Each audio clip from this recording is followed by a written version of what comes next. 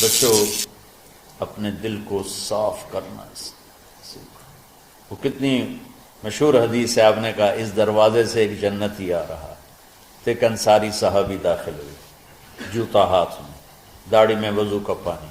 اگلے دن اس دروازے سے ایک جنتی آ رہا ہے، تو ایک صحابی آئے، ہاتھ میں جوتا، داڑھی میں وضو کا پانی، وہی صحابی۔ اگلے دن اس دروازے سے ایک جنتی آ رہا ہے، تو وہی صحابی 3 دن جنت کی بشارت لیے۔ اس صحابہ کی جماعت میں ایک شخص ہیں جن کا نام ہے عبداللہ بن عمر بن عاص۔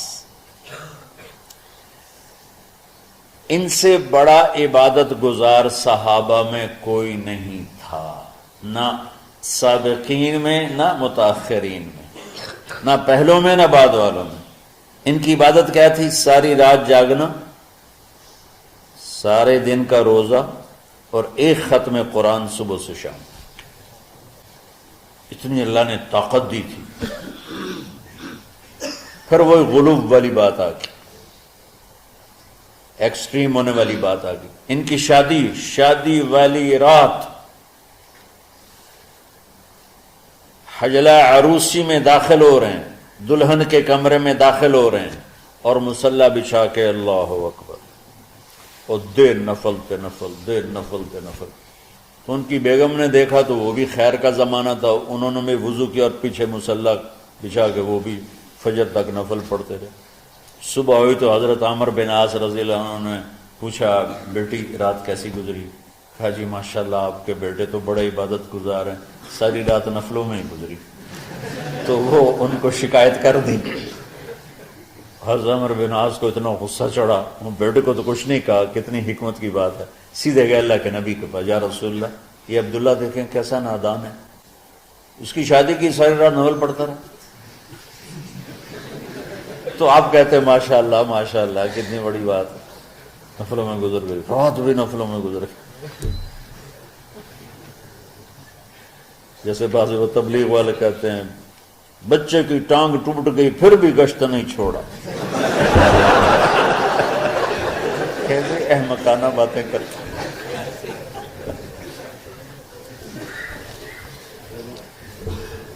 تو آپ نے حضرت عبداللہ بن عمر کو بلا کے ڈانٹا کہ تو نے مہینے میں 3 دن روزے رکھنے، بس نہیں رکھنے،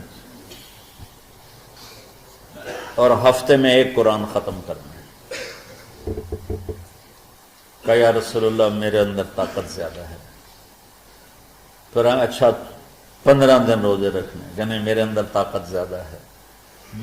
آپ اس کو تھوڑا تھوڑا کر کے گھٹاتے رہے، اور وہ ہر دفعہ نہیں یا رسول اللہ میرے اندر طاقت زیادہ ہے۔ تو آخر میں آپ نے کہا اچھا چلو 100 میں داؤدی پہ آ جاؤ، 1 دن روزہ رکھو، 1 دن افطار کرو، اور 3 دن سے پہلے قرآن ختم نہیں کرو۔ تو آپ نے اس کو پیچھے کیا۔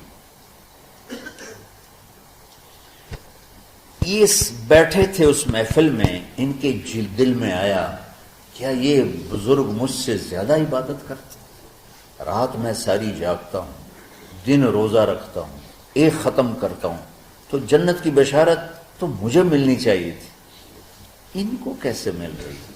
یہ کسی کتاب میں نہیں لکھا کہ یہ ان کا جذبہ تھا، لیکن جو کہ میں ان کی سیرت کو جانتا ہوں تو مجھے خیال آتا ہے کہ ان کی نفسیات میں یہ بات آئی ہوگی، چونکہ صرف انہی کو خیال آیا کہ میں جا کے دیکھتا ہوں کہ یہ بزرگ کیا کرتے ہیں۔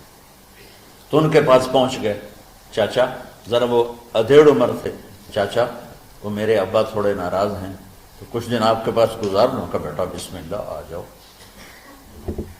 اب رات ہوتے ہی عشاء کی نماز پڑھ کے انہوں نے جلدی سے چادر اوپر لی اور یوں سراغ کر کے ان چاچے کو دیکھنے لگے، ایسے کہ اب یہ کیا ساری رات سجدہ کرے گا، اور ساری رات روتے روتے روتے روتے مصلی گیلا ہو جائے گا، یا ساری رات رکوع کرے گا، ساری رات قیام کرے گا، ساری رات قرآن پڑھے گا، اس تصور سے یوں دیکھ رہے۔ اور وہ بزرگ صحابی تشریف لائے، سرانے پہ سر رکھا، اللہم بسمک اموت و احیا، ہو گئے۔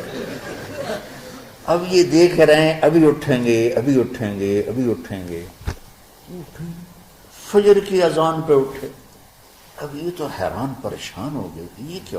اس زمانے میں تو منافق تہجد نہیں چھوڑتے تھے ڈر کے مارے کہ پتہ نہ چل جائے ہمارے کفر کا. تو یہ چاچا جنت بھی لے گیا تو ستا بھی پیا کہ چلو کل دیکھوں گا. اگلی رات پھر چادر سر پہ کر کے اور یوں سوراخ کر کے لیٹے ہوئے اور دیکھ رہے. چاچا پھر تشریف لے اور سرانے پہ سر رکھا اللہم بسم کا منہ تو وہ آ گئے ہو گئے. فجر کی اذان پہ اٹھے.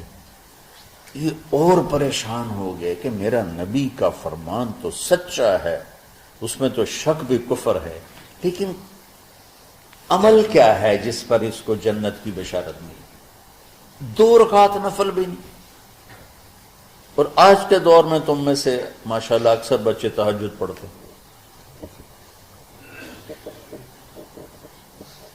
کہ ایک رات اور دیکھوں گا، تیسری رات اللہ بسم کا منہ تو ساری رات. تو تیسری رات پھٹ پڑے عبداللہ بن عمر، کہنے گے چاچا میری ابا سے کوئی لڑائی نہیں تھی، 3 دن میں تیرے بارے میں سنتا رہا جنتی جنتی جنتی. میں دیکھنے آیا تھا کہ آپ کیا کرتے ہیں. آپ تو کچھ بھی نہیں کرتے ہو، ساری رات سوتے رہتے، اب کیا کرتے ہو؟ میں نے کہا بیٹا یہی ہے جو تم نے دیکھا ہے. اب ان کو سمجھ میں نہیں آ رہا کہ یہ جوڑ کیسے بٹھاؤں، ادھر جنت کی بشارت، ادھر ساری رات خراٹے. اب یہ اس میں جوڑ کیسے بٹھاؤں؟ نبی کی بات تو غلط ہو نہیں سکتی. تو اب وہ نا ایسے نا بڑے بے دل سے ہو کر واپس مڑے. پتہ نہیں کی چکر ہوئے گی کوئی گل. جب وہ دروازے تک پہنچے تو کہنے لگے بیٹا ادھر آنا. واپس آئے.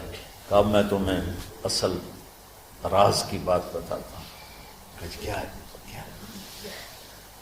تو یہاں ہاتھ رکھا، کہا یہ جو دل ہے نا اس میں کسی انسان کی نفرت نہیں.